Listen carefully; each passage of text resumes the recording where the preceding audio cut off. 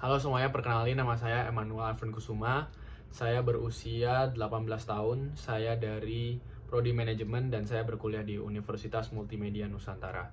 Sekarang saya ingin menceritakan pengalaman saya ketika saya menjadi seorang pemimpin 5 tahun ke belakang. Saya pernah menjadi pemimpin, yaitu menjadi Ketua Majelis Permusyawaratan Kelas SMA Santo Yakobus, di mana saya menjabat sebagai Ketua MPK periode 2023-2024. Masa jabatan saya waktu itu 1 tahun. Tugas utama dari MPK itu sendiri adalah untuk menyaring aspirasi dari masyarakat sekolah, kemudian menyampaikannya kepada OSIS maupun ke guru. Kami juga bertugas untuk mengevaluasi kinerja dari OSIS itu sendiri, karena secara struktural, MPK memiliki struktur yang lebih tinggi dibandingkan OSIS. Walaupun seperti itu, kami dari MPK dengan OSIS pun tetap harus saling bekerja sama untuk menyukseskan beragam program kerja yang dimiliki oleh OSIS. Sehingga saya pun dengan ketua OSIS memiliki hubungan komunikasi yang cukup baik. Kemudian terdapat beberapa tugas saya sebagai ketua MPK. Yang pertama adalah mengkoordinasikan anggota-anggota saya, yaitu dengan wakil ketua, dengan sekretaris, dengan bendahara, kemudian dengan komisi 1, komisi 2, komisi 3, dan juga komisi 4. Kemudian saya juga menjaga komunikasi aktif dan berkoordinasi juga dengan ketua OSIS untuk menyalurkan beberapa program kerja. Kemudian saya juga menjaga komunikasi aktif juga tentunya dengan kepala sekolah, dengan guru-guru, untuk berkomunikasi mengenai program kerja juga. Terdapat beberapa program kerja yang saya lakukan ketika saya menjadi ketua MPK.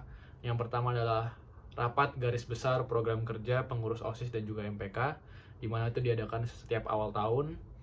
Itu diadakan untuk menganggarkan program kerja OSIS maupun MPK untuk setahun ke belakang, di mana kita anggarkan di awal tahun.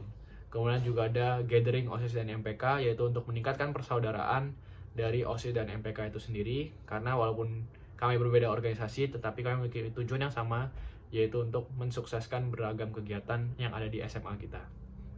Kemudian juga ada rapat pleno. Rapat pleno ini rapat yang bersifat formal untuk menganggarkan dan juga untuk mengevaluasi kinerja dari OSIS itu sendiri, di mana kita banyak menyampaikan kritik dan juga saran kepada OSIS yang diharapkan bisa diperbaiki lagi.